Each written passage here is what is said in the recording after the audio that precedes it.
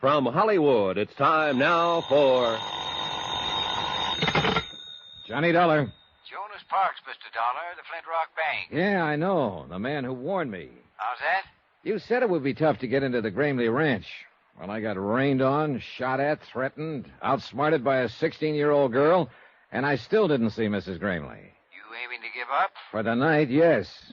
I'm busy trying to dry out my bones over the heat from a triple brandy. Well, I'm going out to see Mrs. Gramley in the morning. I'll try to fix something up. Yeah, do that, will you? And something else, Mr. Parks. That auto accident 3 years ago when Susan's parents were killed. What about it, Mr. Dollar?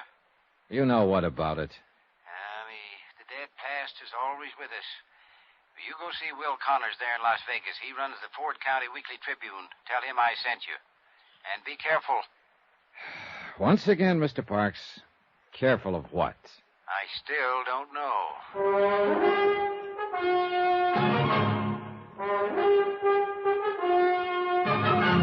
Tonight, and every weekday night, Bob Bailey in the transcribed adventures of the man with the action-packed expense account, America's fabulous freelance insurance investigator. Yours truly, Johnny Dollar.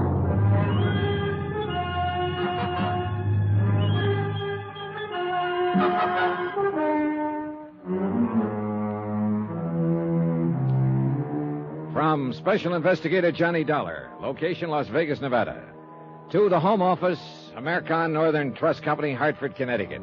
Assignment, the matter of reasonable doubt. Expense account continued.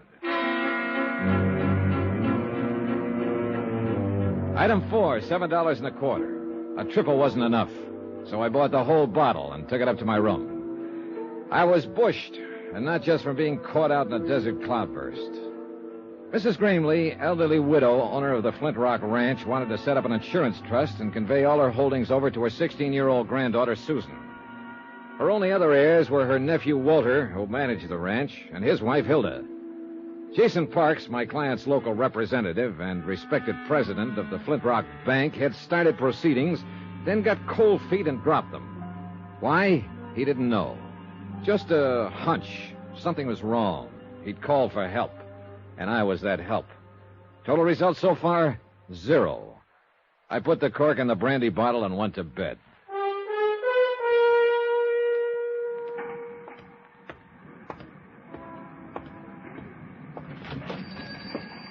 I'll be with you in a minute, young fellow. No hurry. The Weekly Tribune, like 1,000 other weekly tribunes across the country. Not competing with the big dailies, not even trying to. Printing the little things, homey things, and hanging on. One-man office, editor, publisher, reporter, proofreader, and at the moment, linotype operator. A guess, of course, but the man at the linotype looked as though his name just had to be Will Connors. My name is Will Connors. What can I do for you? I'm Johnny Dollar, Mr. Connors. Jonas Parks out at Flint Rock suggested Yeah, Jonas called me this morning, said you'd probably be in. Glad to know you. Thanks. Same here. He said you'd most likely be asking all sorts of crazy questions, and I was to... Well... Humor me? Well, you might put it that way. Said I was to answer them if I could. Did Mr. Parks tell you who I am? Nope. Didn't ask him. Jonas and me been friends for 20 years, and if he says you're all right, then that's good enough for me. Well, thanks to both of you. Just one thing, though, Mr. Dollar. There going to be a story in this? Maybe. Any chance giving me a scoop on it? Scoop? I haven't heard that word in years. I ain't had one in years. In fact, I ain't never had one. Always have to get my front page stories by reading these here Las Vegas dailies. Yeah. Bunch of smart alecks getting telegraphs from Moscow and Paris and France and all them places. Anybody can get scoops that way. But me, I got to get out and scratch for what I print. Well, I'll... Oh, it'd sure do me good to put one over on them dudes. I'd get me out an extra. A big banner headline on it. Got the type for it, too. Never been used. Exclusive. Right across the top.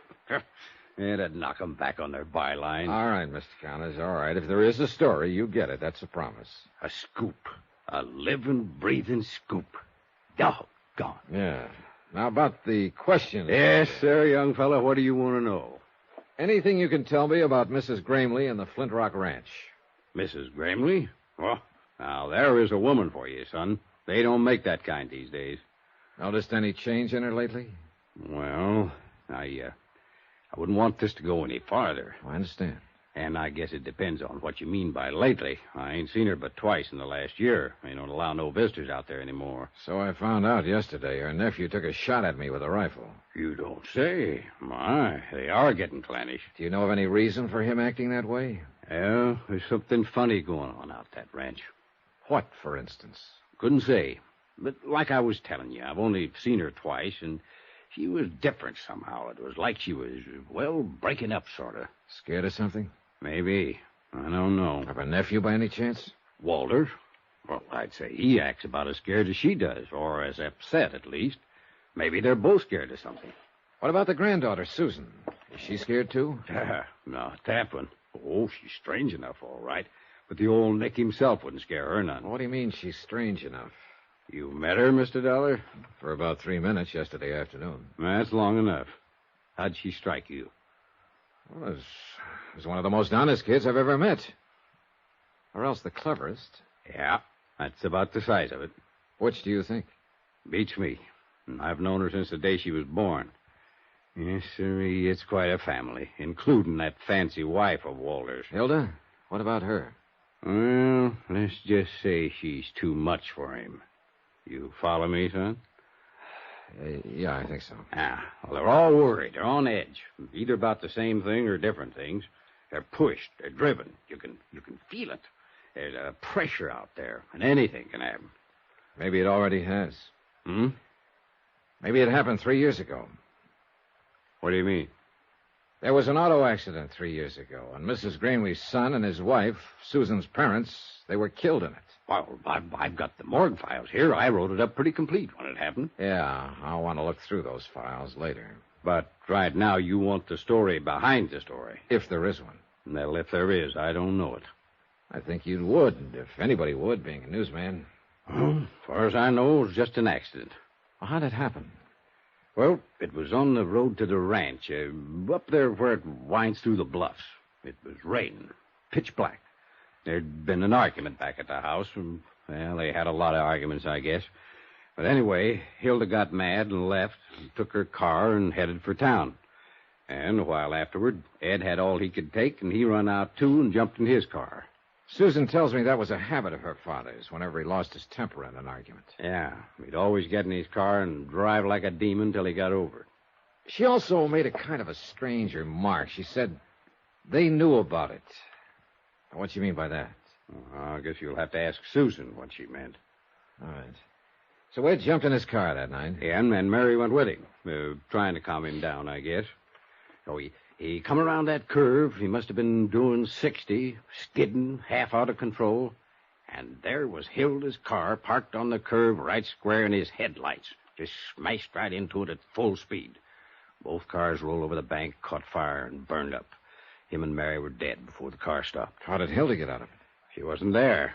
She had a flat, left her car parked, and started back on foot. I see. She was lucky, that's all. She sure was, Mr. Connors. Real lucky. I took a back file of the Tribune into the outer office and went over the news stories on the deaths of Ed Greenlee and his wife. I found nothing that Will Connors hadn't already told me. Shocking loss, fine people, sudden accident. I kept hanging up on that word, accident. I kept wanting to put a question mark after it. I was so absorbed I didn't even notice her come in until she spoke to me. Hello, Mr. Dollar. Well, are you following me, Susan? Nope. Got some copy for Mr. Connors. I write articles for him sometimes. You know, clever kid and all that sort of. I see you took me seriously. How do you figure? You didn't close that paper fast enough. Now, why would an investigator from the Cattlemen's Association be interested in an auto accident 3 years back? Suppose you tell me. Because you're not an investigator for the Cattlemen's Association. Who are you, Mr. Dollar? I've got half a notion to level with you, Susan. Then I'll go the other half by leveling with you. Aunt Hilda called the association office in Reno this morning. They said they never heard of you. Imagine that. Mr. Parks was out at the ranch just before I left. She asked him about you, too. He said he'd never seen or heard of you. I see. He was lying, though. I can always tell when people are lying, and they know it, too. That's why they're uncomfortable around me. Yeah, I know what you mean. Hey, look, Susan. Did Mr. Parks talk to your grandmother? No. He was supposed to arrange for me to see her. About the accident. Maybe. I'm not sure yet. I'm shooting in the dark. Oh, it's time somebody did. Where are you staying, Mr. Dollar? At the Carmen Manor. Okay. I'll get it set up and call you there later. Get it set up? Sure. Fix things so that you can get in to see my grandmother. That's what you wanted, doesn't it? Well, all right. I went back to my hotel room and settled down to wait. If a 16-year-old kid could manage what a bank president couldn't, then me for the juvenile league. What happened a couple of hours later, though, wasn't exactly juvenile. Yeah, come in. Hello? Wow. You busy, Mr. Dollar? Not too busy. Come in. Thanks. I don't believe I'm Hilda Grimley. I imagine you've heard of me during your cattle investigation. Well, somehow you don't seem to fit with cattle. A compliment? Observation. What do I fit with? I don't know yet, Mrs. Grimley. Hilda. Now I'm beginning to know. Cigarette? Thanks. I'll stick with my own brand.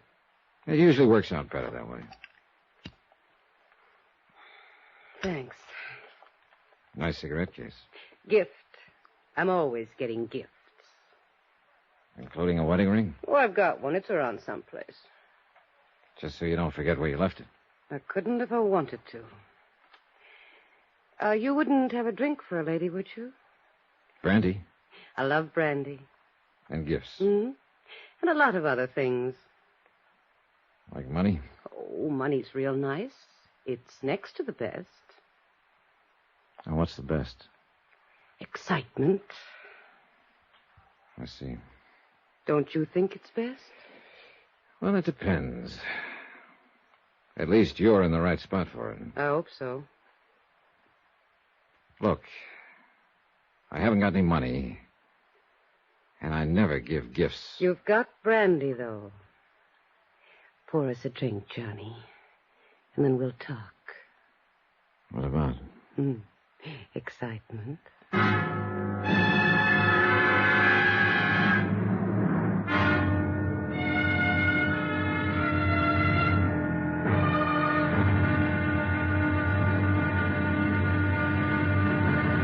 Now, here's our star to tell you about tomorrow's intriguing episode of this week's story. Tomorrow, a worried old lady shows her mettle, a gambler shows his hand, and the game gets tense, tight, and a little bit frightening. Join us, won't you? Yours truly, Johnny Dollar. Yours truly, Johnny Dollar, starring Bob Bailey, is transcribed in Hollywood. Written by Les Crutchfield, it is produced and directed by Jack Johnstone. Be sure to join us tomorrow night, same time and station, for the next exciting episode of Yours truly, Johnny Dollar. Roy Rowan speaking.